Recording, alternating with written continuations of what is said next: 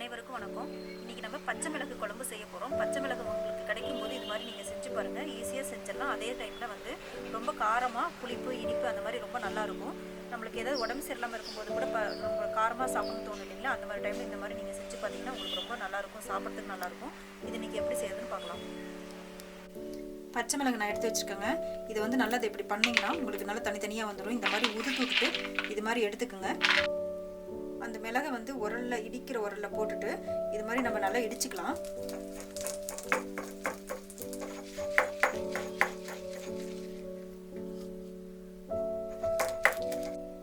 பாருங்க, இந்த மாதிரி நசிச்சு வச்சுட்டேன். நான் இது மாதிரி நசிச்சு எடுத்து வச்சுக்கலாம்.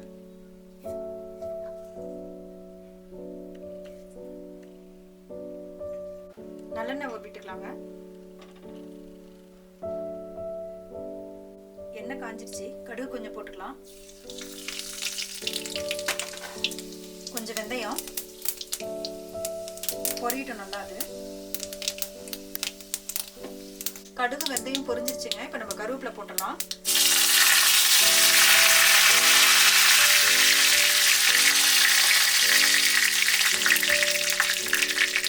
கருவேப்பிலை பொரிஞ்சதுக்கப்புறம் பூண்டு ஒரு கைப்பிடி,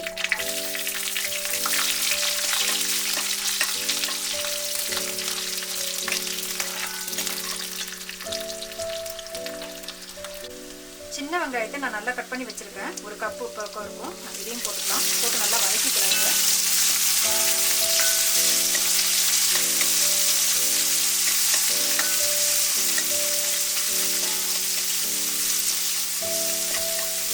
உப்பு கொஞ்சம் போட்டுக்கலாம் தேவையான அளவுக்கு.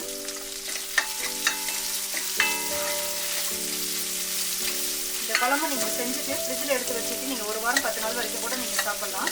கொஞ்சம் போட்டால் போதும். குழம்பு ரொம்ப நிறைய சாப்பாட்டுக்கு கொஞ்சம் குழம்பு ஒரு ஸ்பூன் வச்சாலே போதும், நல்லா சாப்பிட முடியும். ரொம்ப டேஸ்ட்டாகவும் இருக்கும். அதே மாதிரி காரம், புளிப்பு, உப்போட ரொம்ப நல்லாயிருக்கும்.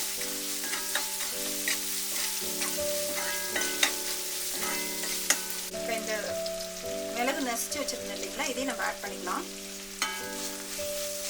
நல்லா போட்டு வதங்கணும் எண்ணெயிலேயே.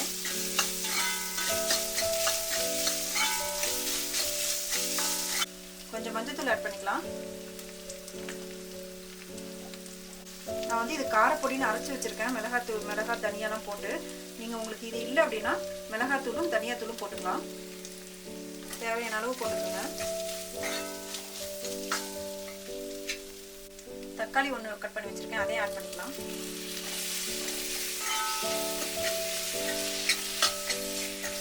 தக்காளி நல்லா வதங்கணும், அது வரைக்கும் வெயிட் பண்ணலாம்.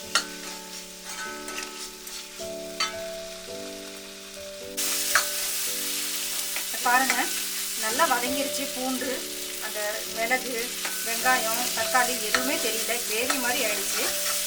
இந்த அளவுக்கு வந்து எண்ணெயிலே நல்லா வதங்கணும். வதங்கிட்டால் ரொம்ப நல்லாயிருக்கும் குழம்பு.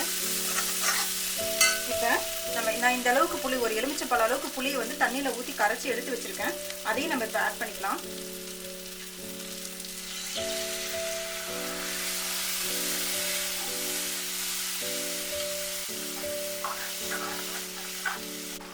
நான் கொஞ்சோண்டு வெல்லம் போடுறேன். உங்களுக்கு பிடிச்சிச்சின்னா போடுங்க. அந்த புளிப்பு, காரம் கொஞ்சம் அந்த இனிப்போட ரொம்ப நல்லாயிருக்கும். அப்படி வெல்லம் போட்டோம்னா நல்லா அந்த புளி வந்து பச்சை வாசனை போகிற அளவுக்கு நல்லா வத்தட்டும்.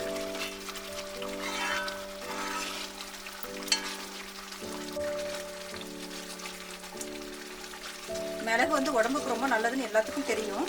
இதில் வந்து குழம்பு வச்சு சாப்பிடும்போது நம்மளுக்கு அதோட பெனிஃபிட்ஸ் எல்லாமே நல்லா கிடைக்கும்.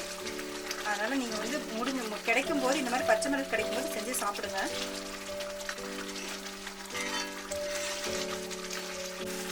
புளி நல்லா வத்திருச்சுங்க. நல்லா பச்சை வாசனை போகிற அளவுக்கு நல்லா வத்தி கிரேவி வந்து திக்கான மாதிரி ஆயிடுச்சு புளிக்குழம்பு.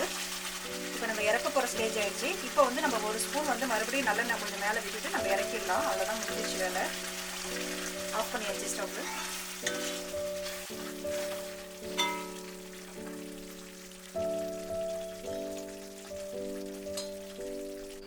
நல்ல காரசாரமான பச்சை மிளகு குழம்பு ரெடி ஆகிடுச்சு. நீங்களும் செஞ்சு பார்த்துட்டு உங்கள் கமெண்ட்ஸை சொல்லுங்கள். தேங்க்யூ.